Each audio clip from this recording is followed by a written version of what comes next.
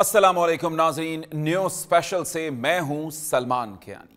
नाज़रीन, मुल्क की सियासत में एक बार फिर ऐसी की तैसी की गूंज उठी है। अब की बार सेनेटर फैसल वोडा ने तहरीक इंसाफ को धमकी दी है कि ऐसी की तैसी इस बार इमरान खान की बहनों से इमरान खान की मुलाकात नहीं कराई जाएगी।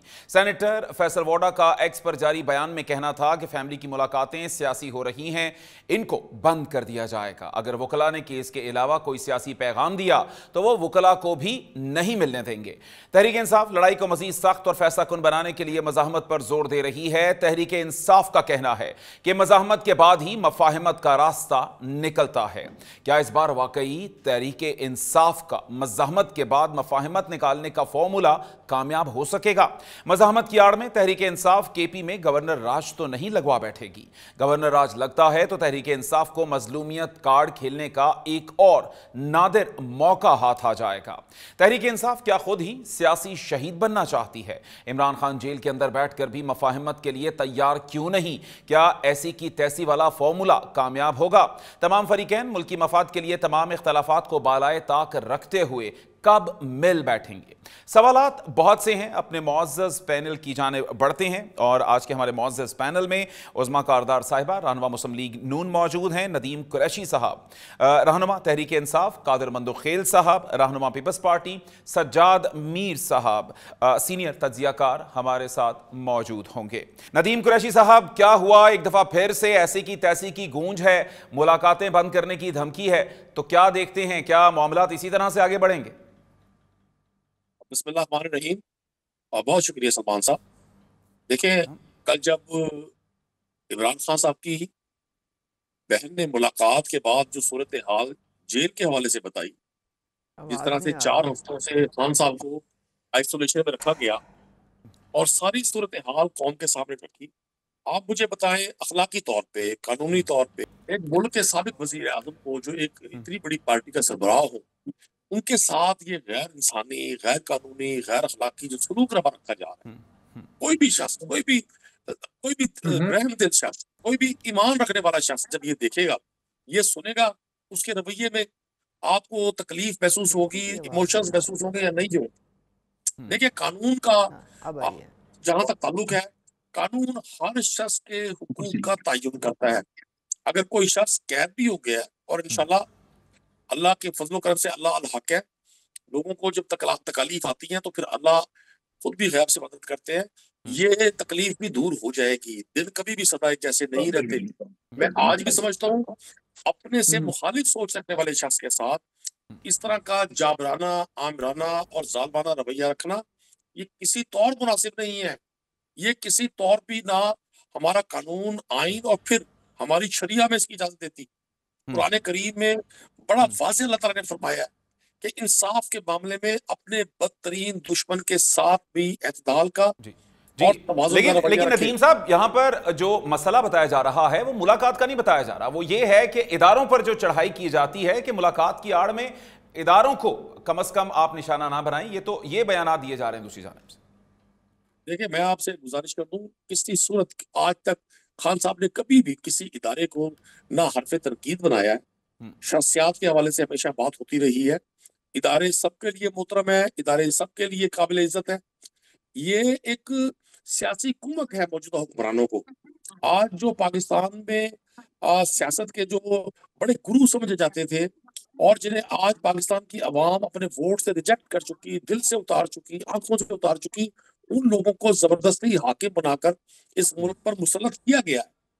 ये उनके पास वाहिद रास्ता है अपने आप को लोगों के साथ इंटैक्ट रखने का और अब अपने लिए सिंपैथी गेन करने का कि जी इदारों को पे हमलावर होते हैं। बिल्कुल किस ठीक। इदारे पर हमलावर हुए? खान साहब ने तो हमेशा कहा है मजबूत फौज, मजबूत पाकिस्तान की बुनियाद है। फौज भी मेरी ठीक है। है, मुल्क भी मेरा है। मुल्क भी।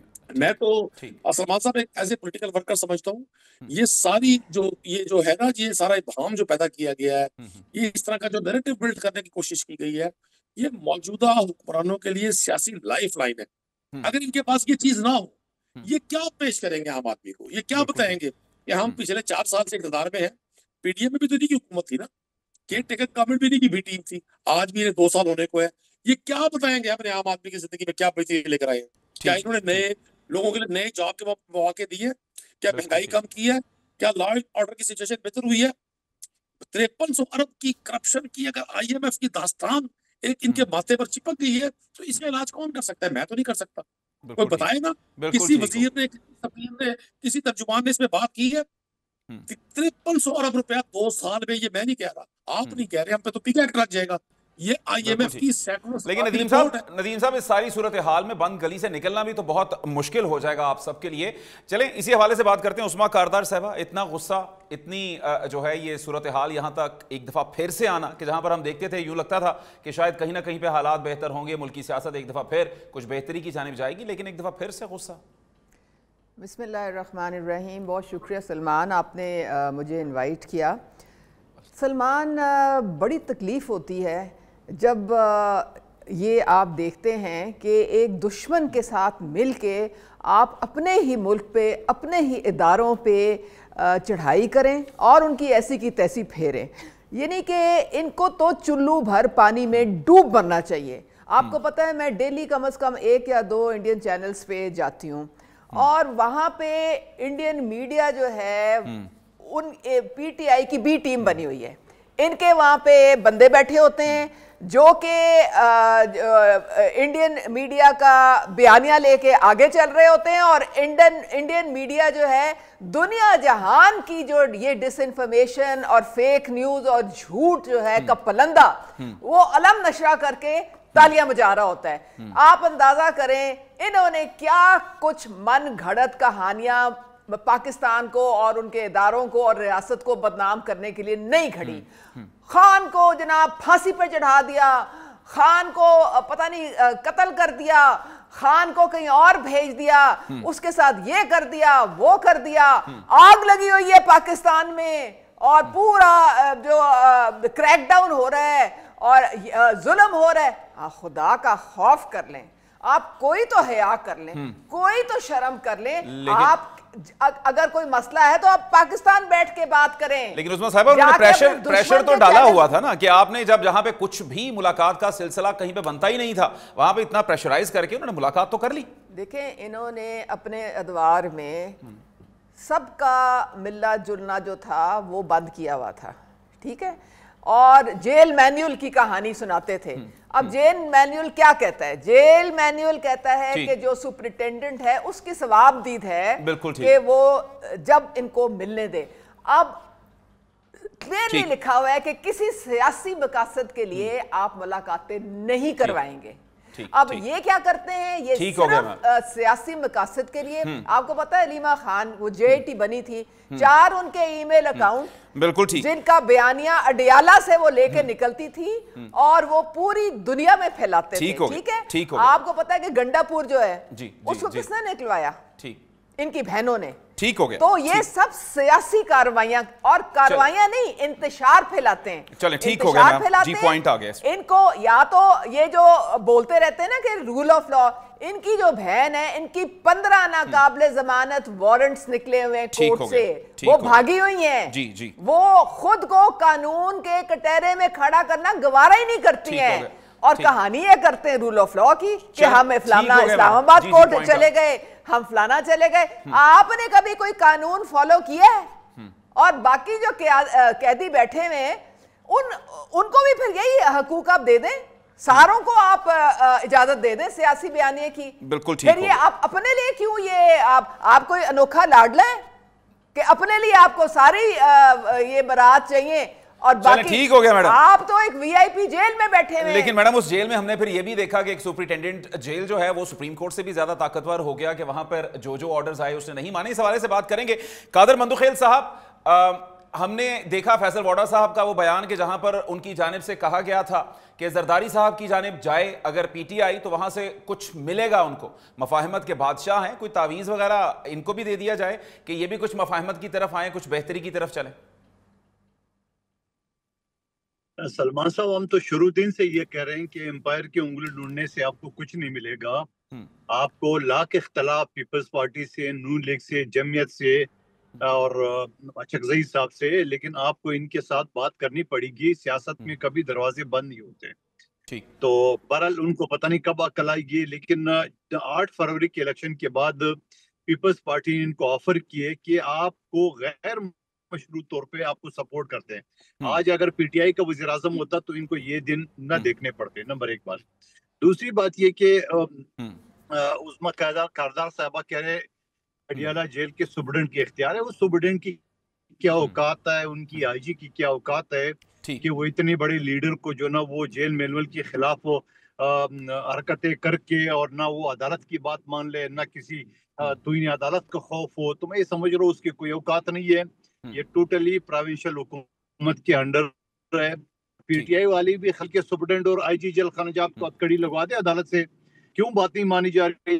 सज्जाद मीर साहब, हमने ये तमाम सूरत हाल देखी कि जहां पर अब ये कहा जा रहा है तहरीक इंसाफ का ये फॉर्मूला कि मज़ाहमत से ही मफाहमत मुमकिन है, तो आप समझते हैं कि क्या अब उनका ये फॉर्मूला कामयाब होता नजर आता है या फिर अब इनको सिर्फ और सिर्फ मफाहमत की तरफ ही जाना पड़ेगा? देखें, मैं बड़े अपने आप को मुश्किल सूरत हाल में पाता हूँ। आपने तीनों जमातों के बड़े जय्यद बुला रखा है और वो गुफ्तगू कर रहे हैं, इसलिए मुझे कोई गैर जानदार बन के बात करते हुए बड़ी मुश्किल पेश आ रही है, क्योंकि मेरा एक पॉइंट ऑफ व्यू तो है और मैं उसको बयान भी करना चाहूंगा। तो मैं हैरान हूं कि मैं किस तरह उस पॉइंट ऑफ व्यू को बयान करूं। सर आप सहाफ़ी हैं और सीनियर सहाफ़ी, आप कर लेंगे सर, बयान कीजिए। नहीं, मैं जरूर करूंगा, लेकिन ये तमहीद मानना भी जरूरी था। मसला ये है कि यहाँ मुफाहमत ये मसला नहीं है। मसला ये है कि जब ये जाते हैं मिलने के लिए, चाहे अमीर गंडापुर हो, चाहे कोई भी हो, चाहे बहनें हो, उधर वो बाहर आते हैं, वो कुछ बयान देते हैं, अंदर से इमरान खान एक सख्त बयान दे देता है और उसकी ट्वीट चली जाती है।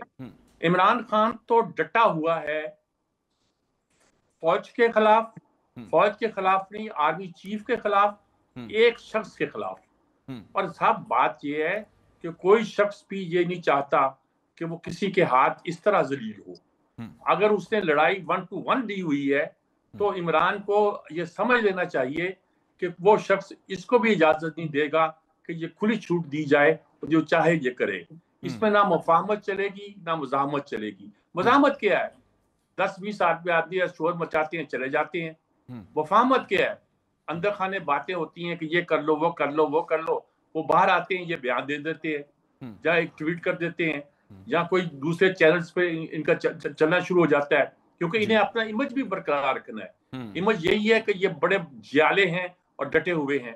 तो ऐसी सूरत में इनके लिए बड़ा मुश्किल हो गया है कि ये अपना जो बयानिया है उसको किस तरह बयान करें। अगर ये एक कन्फ्रंटेशन की पॉलिसी चलाते हैं, जिसे ये मुज़ाहमत कहते हैं, तो इसके नतीजे के तौर पर इनको कोई रियायत देने को तैयार नहीं है। और अब ये कहते हैं ना कि मुज़ाहमत से इन्हें नहीं भाई, उनकी भी हिकमत अमली है। वो भी हिकमत अमली के तहत उन्होंने 1 महीना रगड़ा दिया और 1 महीने के बाद उन्होंने कहा अच्छा अब आप मिल लो, और वो बहन मिलेगी जिसने पहले कोई भी बयान नहीं दिया और सियासी बयान ही देगी, क्योंकि सियासी बयान मना है।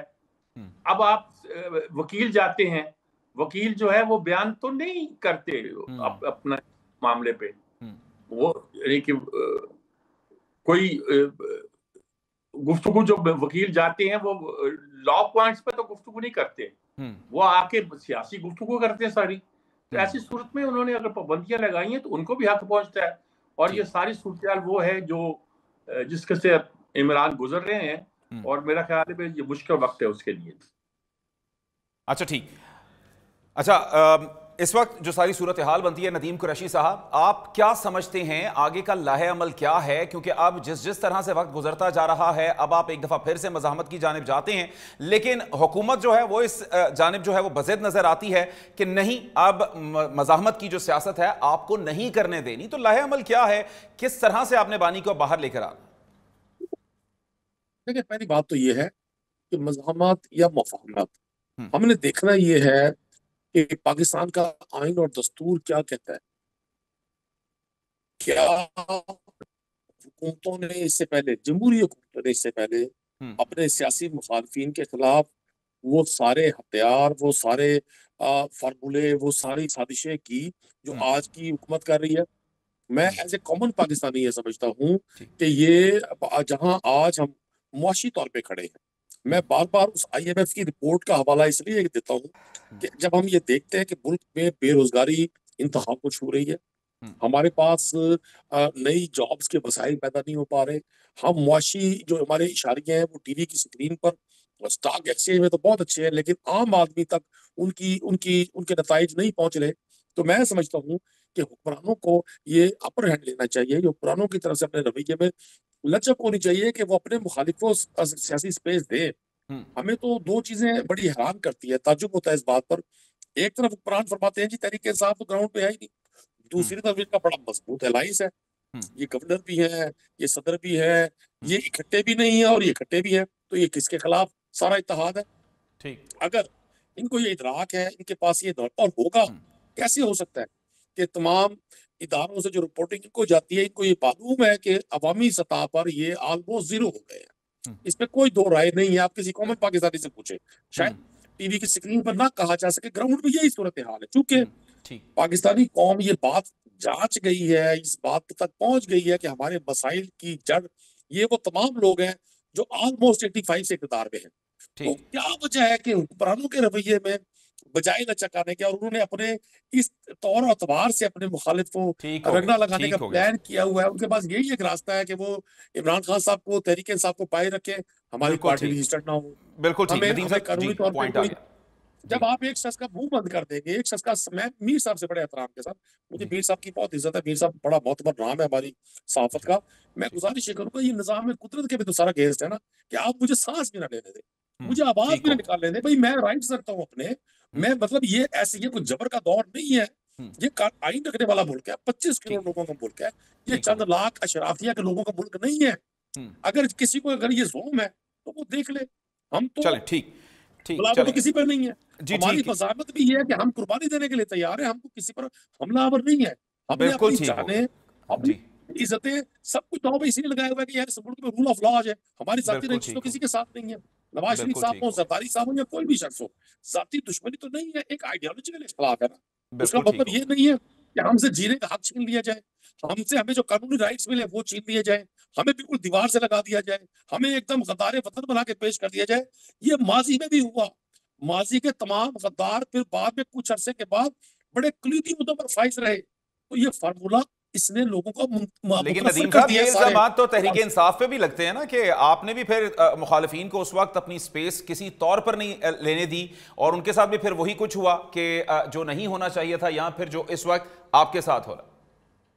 देखिए, मैं आपसे बिल्कुल तकाबुल मुनासिब नहीं है। ये जरूर हुआ कि तहरीक इंसाफ के दौर में सियासी लोग जेलों में थे, कैदो बंद में थे, लेकिन आप देखिए उनके केसेस क्या थे, उनके मनी लॉन्ड्रिंग के केसेस थे, उन पे एफर्ट के केसेस थे, उन पे वो केसेस थे जो तहरीक इंसाफ के दौर में नहीं शुरू किए गए, वो तमाम केसेस। ठीक हो गया, पॉइंट आ गया जी। नदीम साहब, उस्मा साहिबा से पूछ लेते हैं। हाँ जी, उस्मा साहिबा बैठी है। अच्छा उस्मा साहिबा, हमने देखा कि IMF की रिपोर्ट भी आती है और तहरीक इंसाफ उसको उछालती भी है, क्रिटिसाइज भी करती है, तो अच्छा नहीं है कि इसको एक छेड़ बनवाने से बेहतर है कि आप भी इसकी कुछ तहकीकात करवा लें कि आखिर ऐसा क्यों, इतनी बड़ी करप्शन और ये सारे मामला क्यों आपकी जानिब जाते हैं? देखिए, बात सारी ये है कि करप्शन जो थी वो इनके ज़माने में अरूज पे थी, और जितने इन्होंने IMF से कर्जे लिए, मेरे ख्याल में पिछले 70 साल में कभी किसी ने हुकूमत नहीं लिए, जो इन्होंने ऐसी की तैसी फेरी मुल्क की इकॉनमी की। और हम तो वो काम कर ही नहीं रहे जो इन लोगों ने किए थे। आपने वाशिंगटन की स्पीच याद होगी आपको कि मैं AC जाके उतार दूंगा, मैं फ्रिज ख़त्म कर दूंगा, और ख्वाजा आसिफ की ट्वीट भी आपने देखी होगी कि गीज़र बंद कर दिया जनवरी के महीने में, ज़मीन पे वो सोते थे सारे, और खाना भी जो नवाज शरीफ साहब को घर से नहीं लाने की वो इजाज़त थी। तो ये हरकतें हम नहीं कर रहे, वो तो 5 स्टार जेल में बैठे हुए हैं, अपनी मर्जी से वो देसी मुर्गियाँ, देसी घी, चिया सीड्स, अपनी मर्जी के चैनल, अपनी मर्जी के अखबार, मर्जी की वर्जिश की मशीनें, वहाँ पे मौजें लगी हुई हैं। राना सनाउल्लाह का केस, ये तो कहते हैं ना जी बड़े हमारे जायज केसेस थे, वो राना सनाउल्लाह को आपने जो एक केस मंशियात का उनके गले डाला था, बिल्कुल गलत किया। वो अगर आप ये एक नहीं, ये कई लोगों के साथ इन्होंने यही कुछ किया हुआ है। और अब ये इनके जो बानी साहब हैं वो 14 साल की कैद उनको हुई है, वो क्रिमिनल हैं, वो मुजरिम हैं, उनको करप्शन पे सजा दी गई है नैब कोर्ट से। तो ये अब बाकी जितनी भी लीडरशिप है नून लीग की, पीपल्स, उन्होंने जो इल्जामात थे 3.5 साल इनके पास थे, क्यों नहीं उनको आपने मंतकी इंजाम तक पहुंचाया? वो चूंकि बेबुनियाद थे और वो अदालतों ने उनको बाइज्जत तौर पे बरी किया। अब आप जाएं, आप भी अदालतों के पास जाएं, आपकी जो अदालतें जो हैं वो तो सबूत मांगती हैं और सबूत अदालतों के पास थे, तभी आपकी कन्विक्शन हुई है, तभी आपको मुजरिम ठहराया गया है। और अब जो ये शोशे आप छोड़ते हैं बैठ के अडियाला जेल के बाहर, वो भी तोशा खरा 2 है, उसको आगे मुखर करने की कोशिश होती है कि उसकी तारीख आगे करवाने के लिए तो ये शोर शराबा डालते हैं। बिल्कुल ठीक। हालांकि देखें, इनका सबसे बड़ा फेलियर ये था कि ये दुनिया जहान को चोर डाकू चोर डाकू चोर डाकू, सबसे बड़े चोर डाकू ये खुद निकले। सबसे बड़ी चोरी जो है इनकी अपनी पकड़ी गई। तो ये जो खौल था ना सादिक और अमीन का, ये चौक चौराहे में फूट गया। ठीक हो गया। तो और ये देखिए 2 साल इनको रोते धोते गुजर गई है, अगले 3 साल भी ने रोते धोते ही गुजर। चले ठीक है। अब इस वक्त कादर मंदुखेल साहब से एक दफा फिर से राब्ता, मेरे ख्याल से अब आवाज जो है वो बेहतर तरीके से हम तक पहुंच पाएगी। अच्छा कादर मंदुखेल साहब, यही जानना चाहेंगे, इस वक्त गवर्नर राज की जिस तरह से गुफ्तगू होती है KPK में, क्या सपोर्ट करेंगे आप गवर्नर राज? देखिए, गवर्नर राज एक पसंदीदा अमल नहीं है, जैसा तलाक एक पसंदीदा अमल नहीं है, मगर बवक्त मजबूरी जो है ना उसको जायज भी करार दिया गया है। आइन का आर्टिकल 234 में ये कहा गया कि वफाकी हुकूमत अगर समझें कि वहाँ की सूबे की सूरत-ए-हाल बेहतर नहीं है, जो कि नहीं है, तो ऐसे सूरत-ए-हाल में 2 महीने के लिए उसको गवर्नर राज लगाया जा सकता है। उसके बाद असेंबली के ऊपर है कि वो असेंबली उसको करारदाद को पास करके उसको कंटिन्यू करती है कि नहीं। तो ऐसा अमल नहीं है कि गैर कानूनी गैर आईनी है। लेकिन सवाल ये कि क्या PTI ने या उनकी वज़ीर आला ने कोई कसर छोड़ा हुआ है ऐसे कि सूबे के? आप देख रहे हैं 12 साल से वहां सूबे में PTI की हुकूमत है। वो जो 1 करोड़ नौकरियां, 50 लाख घर और पता नहीं क्या क्या ख्वाब दिखाए थे, वो अंडे मुर्गे उस पे आ गए। आज खैबर पख्तूनख्वा के आवाम कराची सिंध आते हैं रोजगार के लिए, इलाज के लिए, तालीम के लिए, और लाहौर भी जाते हैं। तो मैं ये समझ रहा हूँ कि फिर उसके बाद अगर आप उनका TTP का देख ले, डी खान रोड पे, और चंद दिन पहले पिशावर के मेन रोड पे TTP के लोग असले के साथ खड़े थे। और फिर आपको माजी में याद दिला दूं कि बन्नू जेल तोड़ा नहीं गया, बल्कि चाबी से ताले खोल के और बाकायदा 400 मुजरिमों को ले जाके इनके दौर में असर की नमाज के बाद उनके थाने जो है ना वो बंद हो जाते हैं। तो आप मुझे बता दो कि आवाम को रोजगार, रोटी, कपड़ा, मकान तो दूर की बात है, अमन अमान जो है ना वो नसीब नहीं है। और वजीर आला जो मौजूदा है वो खुलेआम कहते हैं मुझे आवाम से कोई सरोकार नहीं है, मैंने तो खान को रिहा करना है। ऐसे सूरत-ए-हाल में तो आप मुझे बता दो कि कब तक वफाकी हुकूमत मुंह देखते रहेगी और खैबर पख्तूनख्वा की 4-4.5 करोड़ आवाम को इनके रहम करम पे छोड़ेंगे, जहां उनको एक ही गर्ज है। आपको माजी में इनके मैंने शंदाना गुलजार और शहरियार आफरीदी का बयान आपके सामने है कि खान है तो पाकिस्तान है। तो जहां इनकी ये सोच हो वह आप उसे क्या आप आखज करेंगे? कब तक आवाम को चक्की में आप पीसते रहेंगे उसको? अच्छा ठीक। अच्छा कादिर मंदुखेल साहब, मैं आपको एक वीडियो दिखाना चाहता हूं कराची की, अगर आप ये वीडियो देखें और फिर उसके बाद फिर हम इसी हवाले से गुफ्तगू करते हैं। ये देखिए, ये किस तरह से चलता चलता एक बच्चा उस मैन हॉल में गिरा है। उसकी मां की हालत देखें कि किस तरह से वो एक चीखती बिलबिलाती, ये वही मां कि जिसको हर चीज खरीदने पर टैक्स देना पड़ता है, हर मामले में उसको टैक्स देना पड़ता है, लेकिन वहां पे उसी शहर कराची के हम ये हालात देखते हैं, उसी सूबे के हम ये हालात देखते हैं कि जो इस वक्त पाकिस्तान का सबसे बड़ा रेवेन्यू कमाने वाला सूबा कहलाता है, लेकिन वहां पर चलते शहरी अपने बच्चों से महरूम हो रहे हैं, अपनी जिंदगियों से महरूम हो रहे हैं। तो यहां पर अगर ऐसी की तैसी फिरनी चाहिए तो फिर उन लोगों की फिरनी चाहिए कि जिन लोगों ने इन लोगों के साथ वो सलूक किया कि जिनके वोटों से ये इलेक्ट होकर आए या जिनके हवाले से ये दावे करते हैं कि हम इनको हुकूक दिलवाएंगे। तो क्या कहेंगे कादिर मंदुखेल साहब? जी बिल्कुल, आप बजा फरमा रहे, ये एक मुजरमाना गफलत है और जिस अफसर की जिस अदारे का कसूर है, मैं कहता हूं उसको जो है FIR कत्ल का उनके खिलाफ दर्ज करना चाहिए। इससे कतई नजर मेरा जिला के माड़ी है, मैं कहता हूं कि मेरा सर शर्म से झुक गया। मैं जिम्मेदार हूं, कराची के एक फर्ज जिम्मेदार है, मगर थोड़ा सा ये भी देखना है कि एक शॉपिंग सेंटर जो करोड़ों रुपए कमाते हैं, और उस शॉपिंग सेंटर के सामने मैनुअल खुला हुआ है, शॉपिंग सेंटर वालों नहीं बना है। यहाँ का टाउन चेयरमैन, यहाँ का यूसी चेयरमैन जमा इस्लामी का है, और जमा इस्लामी आके यहाँ पे एक सियासत खेलती है। वो कहते हैं हम अपनी मदद आप करते हैं। तो बाबा अपनी मदद आप एक शॉपिंग सेंटर के सामने आपकी यूसी में, आपके टाउन में अगर मैनुअल खुला हुआ है तो आप कहते हैं मेयर जिम्मेदार है। लेकिन शॉपिंग सेंटर भी तो सूबाई हुकूमत के अंडर आता है ना सर, आप उनको भी हुकूमत जिम्मेदार है। जी जी। मगर सवाल ये कि जिस टाउन के पास करोड़ों रुपए का फंड हो और सिर्फ सुई गैस की रोड कटिंग के मद में 14 अरब रुपए मुख्तलिफ टाउनों को मिल चुका हो, और शॉपिंग सेंटर जहां करोड़ों रुपए कमा रहा हो उसके सामने ये मैनुअल खुला हुआ, तो गफलत तो मेरे भाई जिम्मेदारी सबकी है। मगर जिन लोगों ने गफलत का मुजाहरा किया, जिन लोगों की ये जिम्मेदारी है, उनको मैं कहता हूं कि कत्ल का मुकदमा दर्ज होना चाहिए। चले ठीक हो गया कादिर मंदोखेल साहब, इस हवाले से आपका पॉइंट ऑफ व्यू आ गया। सज्जाद मीर साहब, आपने देखा कि किस तरह से ये तमाम हालात हैं। एक माँ अपने बच्चे के साथ जा रही है, वो बच्चा एकदम से उसके सामने हाथों से निकल जाता है। ये सियासतदान आपसी लड़ाइयों में लगे हैं कि जेल में हम मुलाकात बंद कर देंगे, हम खाने बंद कर देंगे, हम एसी उतरवा देंगे। ये इस गरीब आवाम का किसने सोचना है? आखिर इनका पुरसाने हाल कौन होगा? देखिए, मैंने अपना निस्फ से ज्यादा हिस्सा कराची में गुजारा है जिंदगी का, और एक लंबा अरसा वहां रहा हूं। मेरी जितनी दोस्तियां और ताल्लुकात वहां हैं वो लाहौर में भी नहीं है शायद। और हालत ये है कि वहां जो भी मेयारात हैं, टाउन कमेटी जिम्मेदार है, मेयर जिम्मेदार है, सिंध हुकूमत जिम्मेदार है, कोई भी जिम्मेदार है, शहर का कोई वाली वारिस नहीं है। अब आप इन्होंने इल्जाम लगा दिया कि जी ये टाउन कमेटी है वो जमात इस्लामी वाली की है, और वो जो शॉपिंग प्लाजा है वो उसके सामने खुला हुआ, वो जिम्मेदार नहीं है। और भाई, तुमने जगह जगह गड्ढे खोदे हुए हैं, जगह जगह सड़कें खोदी हुई हैं, जगह जगह मेन हॉल खुले हुए हैं।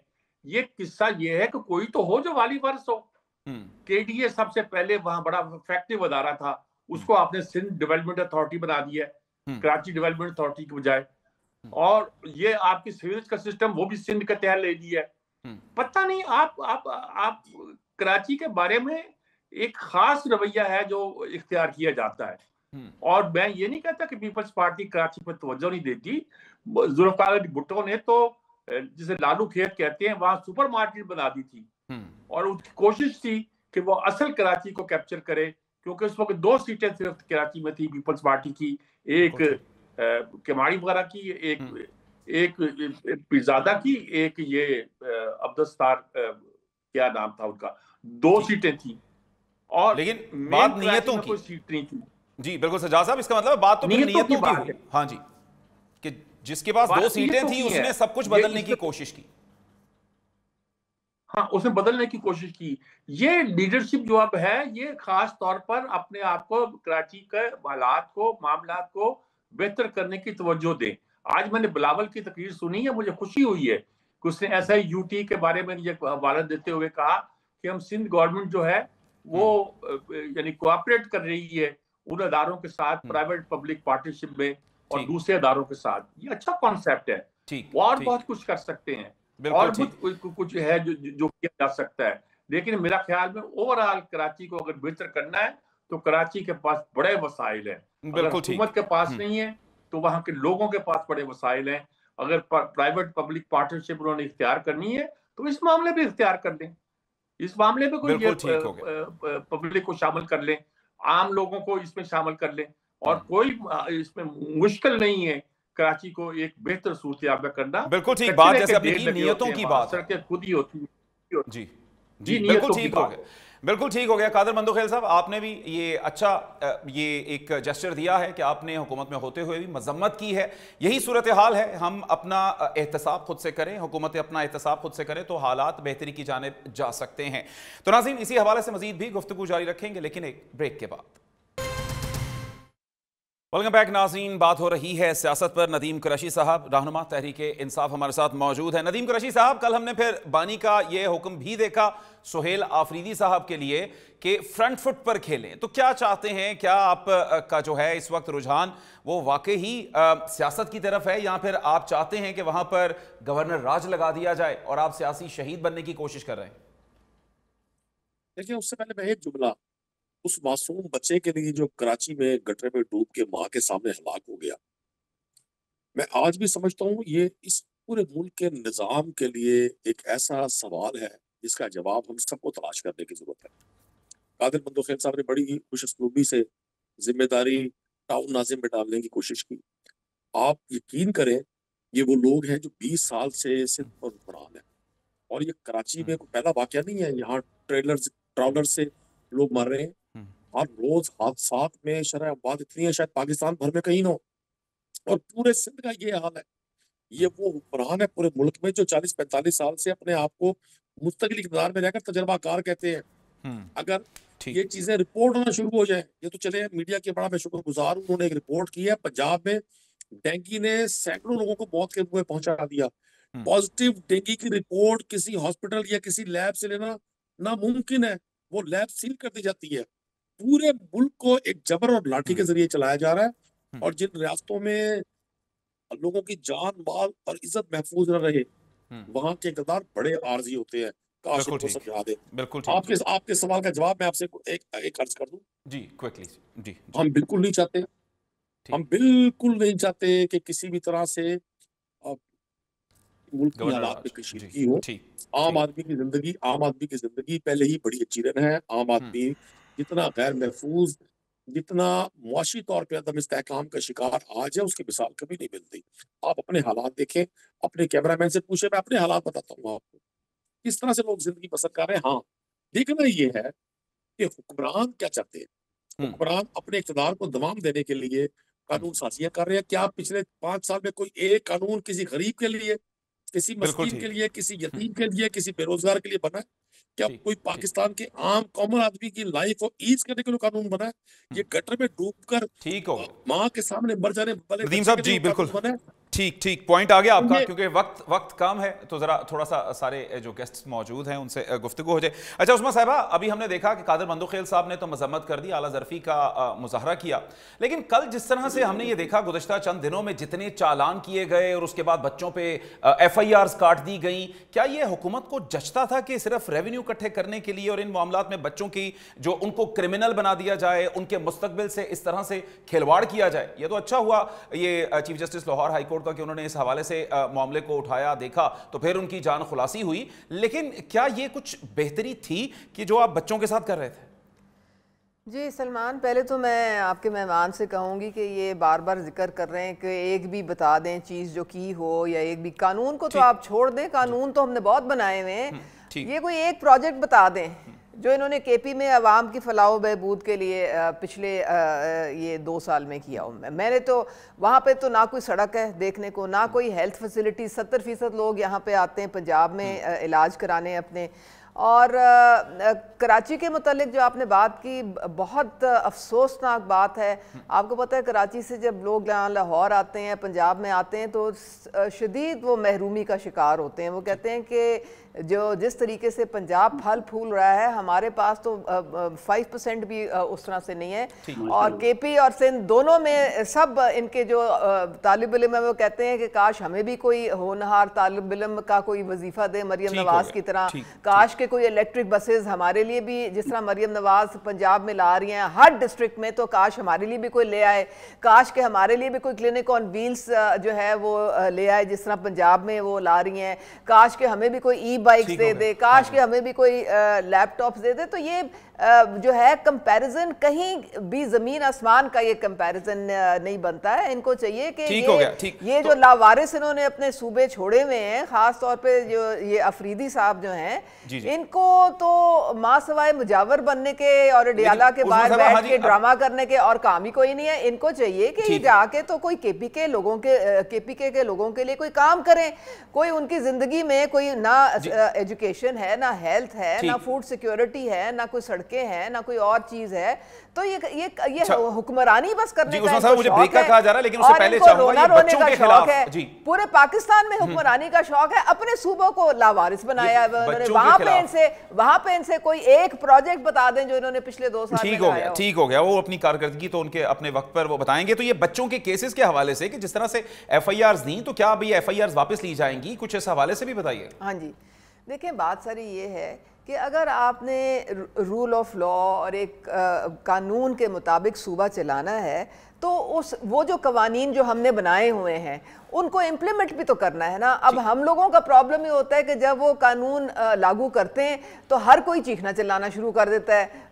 हेलमेट का कोई कानून जो है कितनी ज़रूरी चीज़ है। अगर आप बगैर हेलमेट के मोटर बाइक पे जा रहे हैं और अगर आपको चालान किया जाए आप फिर रोना पिटना शुरू कर देते हैं। इससे पहले वार्निंग्स होती हैं, कुछ बताया जाता है, एकदम से आपने हल्ला बोल दिया और उन बच्चों को जो शायद कोई ट्यूशन जा रहा है, कोई कॉलेज जा रहा है और उनके ऊपर FIR हो गई और उनका मुस्तकबिल दांव पर लग गया। ठीक, हल्ले की बात नहीं है। देखिए कानून है, पहले भी बहुत दफा क्रैकडाउन हुआ है, लेकिन ठीक हो गया। ये हमने भी तो कोई सोचना है कि एक हमने अपनी जिंदगी बचाने के लिए हेलमेट पहनना बहुत जरूरी है। क्यों नहीं हम फॉलो करते? इतना क्या प्रॉब्लम हो गई है कि हम जानबूझ के जो हैं वो मिरर्स भी उतार लेते हैं। बस ठीक हो गया। अजीब अजीब हरकतें जो है मेरे ख्याल में ये तो मुनासिब बात नहीं। चले ठीक हो गया, ठीक हो गया। इस हवाले से भी आपका पॉइंट ऑफ व्यू आ गया।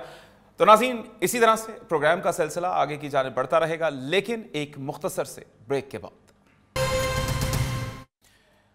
वेलकम बैक नाज़रीन। प्रोग्राम के आखिरी कुछ लम्हात के जिनमें हम सजाद मीर साहब हमारे साथ मौजूद हैं, उनसे बात करेंगे। सजाद मीर साहब, कहा यह जा रहा है कि ये जो एक स्पेकुलेशन है कि नवाज शरीफ साहब इमरान खान साहब की रिहाई के मुतमन्नी हैं, तो क्या आप समझते हैं कि सियासी तौर पर ऐसा वाकई ही वो चाहते हैं और अपने जो अगला इलेक्शन है उसमें वो अपने साथ उनको देखना चाहते हैं? तो क्या ऐसी भी कोई सूरत हाल है? असल में नवाज शरीफ की सियासत समझ नहीं आती। वो बहुत गहरे सियासतदान हैं, एक लिहाज से बहुत, एक तरह से वो मरंज भी हैं। वो इसके चाहते तो यही होंगे कि इमरान खान मैदान में उतरे और देखा जाए, लेकिन ये आसान काम नहीं है। ये कहने का मतलब ये है कि वो आर्मी चीफ एक आजकल उड़ा रखी है बात कि गोया वो नोटिफिकेशन जारी नहीं करने दे रहे और वो इसके मुखालिफ हैं कि आर्मी चीफ का नोटिफिकेशन जो जारी होना है, चीफ ऑफ डिफेंस उसको बनना है, वो अभी जारी उनकी वजह से नहीं हो रहा। हालांकि ऐसी सूरत नहीं है। अब तय है कि उन्होंने, वो तो आइन में हो गया है, एक रूटीन का एक काम है, वो तो हो जाना है। नवाज शरीफ साहब जो हैं वो ये कैसे चाहेंगे कि इमरान खान, चाहेंगे तो सही इमरान खान मैदान में उतरे, लेकिन उनको अंदाजा है कि इमरान की ताकत पंजाब में भी खासी है और उनके लिए पंजाब के इलेक्शन जीतना आसान नहीं होगा, मुश्किल होगा। और उनका जो बयानिया था कि मुझे क्यों निकाला और उसमें उन्होंने सारा टारगेट फौज को किया था, वो सारा का सारा इमरान खान ले उड़ा। और इमरान खान ने जो बयानिया बनाया वो एक शख्स के खिलाफ बनाया। जब वो ISI का चीफ था तब बनाया, जब उसने चीफ ऑफ आर्मी स्टाफ बनना था तब बनाया, मुजाहरे किए, और अब भी वो उनका टारगेट वही है, GHQ पे हमला, कोर कमांडर ऑफिस पे हमला। शायद वो ये सोच रहा था कि फौज के अंदर उनके खिलाफ, चीफ के खिलाफ एक बगावत हो जाएगी। ऐसी सूरत में वो तो मुश्किल है कोई उनको इस बात की इजाजत दे। जब इसकी बात की इजाजत नहीं मिलेगी तो इस बात का कैसे इम्कान है कि नवाज शरीफ चाहेंगे कि वो मैदान में आए और वो उनके साथ मिलकर मुकाबला करें और मुकाबला करके जंग जीतना चाहें।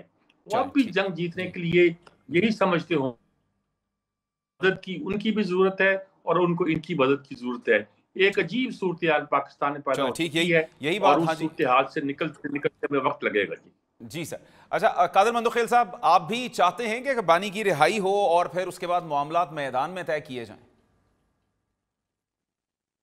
जी बिल्कुल। सियासी तौर पर मैं पहले अर्ज कर चुका हूं कि पीपल्स पार्टी के दौर में एक भी सियासी कैदी नहीं था, लेकिन साथ साथ एक जुमला मुझे कह देना है, सजाद मीर साहब ने कराची के बारे में जो कहा, कराची की 38% से कम जो आबादी है, एरिया है, वो सिंध गवर्नमेंट के पास है, और उस 38% से कम आबादी में आधे से आधे तकरीबन टाउन जो है ना वो जमा इस्लामी के पास है, और खर्चा पूरा जो है ना 100% सिंध गवर्नमेंट करती है। थोड़ा सा ये भी देखना होगा। और फिर उन्होंने कहा कराची का नाम बदल करके सिंध कर दिया। बाबा, कराची तो पाकिस्तान से पहले भी सिंध का हिस्सा था और कराची से ही पाकिस्तान का करारदाद पास हुआ है जहां सिंध असम्बली है। बाकी जो ये टिकटॉकर वज़ीर-ए-आला के बारे में जो मोहतरमा बड़ी फरमा रही थी, 30 अरब रुपए पब्लिसिटी के लिए रखा है, सिर्फ 1 अरब इलेक्ट्रिक बसों के लिए। मैं आपको ऑफिशियल फिगर बता रहा हूँ। और फिर साथ साथ ये कर लेंगे, कल ही एक जज के लाडले ने 2 लड़कियों को जो है ना वो गाड़ी से उड़ा दिए जो नाबालिग था, और कल ही वज़ीर आला पंजाब ने कहा कि 16 साल तक जो है ना बच्चों को जो है ना वो लाइसेंस, ड्राइविंग लाइसेंस बना के देंगे। तो मैं ये समझ रहा हूँ कि ये कानून की भी खिलाफ वर्जी है और बैनुल-अक़वामी मुआहदे की भी खिलाफ वर्जी जो पाकिस्तान उनके साथ की है, जो इंटरनेशनल ट्रेटी है उसके हवाले से। तो मैं ये समझ रहा हूँ कि जीटी रोड पे टिकटॉक बनाने से पंजाब तरक्की नहीं करता है। पंजाब, जनूबी पंजाब भी पंजाब का हिस्सा है, पुटवार भी पंजाब का हिस्सा है, ये सियालकोट और लाहौर जो है ना पंजाब का हिस्सा नहीं है। और वो भी पिछले इलेक्शन में फॉर्म 45 के तहत उनको भी अंदाजा हो गया। बाकी नवाज शरीफ साहब का ये हक है कि वो अभी सिंपल मेजॉरिटी नून लीग के पास आ गई है 170।